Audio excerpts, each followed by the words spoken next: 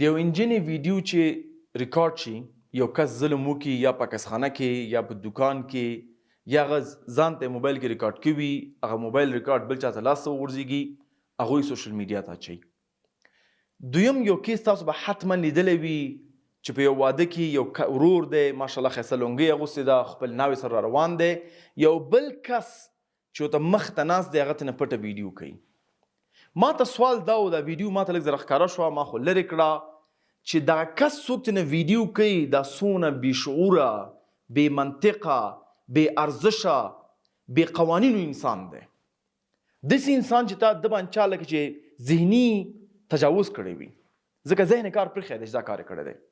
ځکه زه دا وایم هغه کس ته خپل واده ته غوښتی، تا ته دعوتنامه لیږلې ده، تا ته ارزښت درکړی، احترام یې درکړی دی، او ته راځې د هغه او د هغه بیبي د هغه ناموس ویډیو اخلي او سوشل میډیا کې اچوي. زه حیران په دې یم چې داسې کسان د شپې څنګه ویده کېږي، څنګه ځان ته انسانان وایي. قرآن دا ولقد کرمنا بني آدمه چې موږ په انسان باندې کرم کړی دی. کرم څه موږ ته ارزښت ورکړی دی، موږ ته شعور ورکړی، موږ ته فکر ورکړی، او دا ټول شیان ته نه لرې، نو د خنزیر او ستا منځ کې فرق څه شو؟ دویم د اسلام ادرس نه ته سړي نه ویډیو کوي، وګوره چې خپله لنګۍ اغوستې ده، ښځې څادر نشته دی، صحیح شو؟ ته اسلام ادرس نه په هغه انتقاد کوې که نه؟ تا کوم داسې شرعي کار وکړو چې د هغه ویډیو دې وکړه او بیا د فیسبوک کې واچوله؟ دا کوم شریعت، کوم د قرآن آیت او کوم حدیث تا ته اجازه درکوي؟ یو دانه ته خو ماته ذکر کا، صفر. نور نو خویندو که ستا خور، ستا مور، ستا لور، ستا انګور یو حالت کې خدای پاک واچوي، امتحان پرې راغی او د هغه ویډیو سوشل میډیا ته راغله، ته به یې شیر کې، ته به یې پروموټ کې، د یو څو لایکس دپاره، یو څو ویوز دپاره، ته به دا کار وکړې که وبه نه کې؟ جواب دا ده چې نه کوې. نو بیا ولې همدغه قوانین د یو بل چا خور دپاره، ستا د مسلمان خور دپاره، ستا د همدې ملک پښتون، هزاره، تاجک، یو بل څوک چې ځان ته مسلمان وایي، الله ته سجده ایښې ده، ته په هغه باندې یو پرده نشي اچولی، او الله به ستا په ګناهونو پرده واچوي. والله که زمونږ ګناهونه بوی کولی نو موږ خواته به څوک کېناستی نه شو. آیا موږ باید د دې کوشش ونه کړو چې داسې کارونه وکړو چې الله زمونږ ګناهونه معاف کړي؟ داسې به ورته نه کړو؟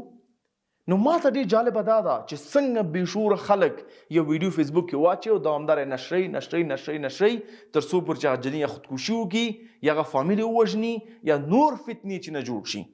آیا دې کې به خیر نه وي چې یو ویډیو ستا لاس ته راشي چې د هغه کې د بل چا عزت دی سوال دی، هغه ته ډیلیټ کړي، پټه کړي؟ یا همداسې جنایي کسان چې یو ویډیو د لاس ته راځي، کوشش وکړه چې پرده پرې واچوې. یو چا واده ته ځي، ته یې دعوت کړی، تا ته عزت درکړی، نشي کولی چې باندې پرده واچوې. ته داسې ملایکې میلیون هاو اشتباهات په خپله لرې، زه او ته دواړه لرو. نو ورونو خویندو، هغه اصول چې خپل خور ته لرې، بل خورګان ته هم ولره.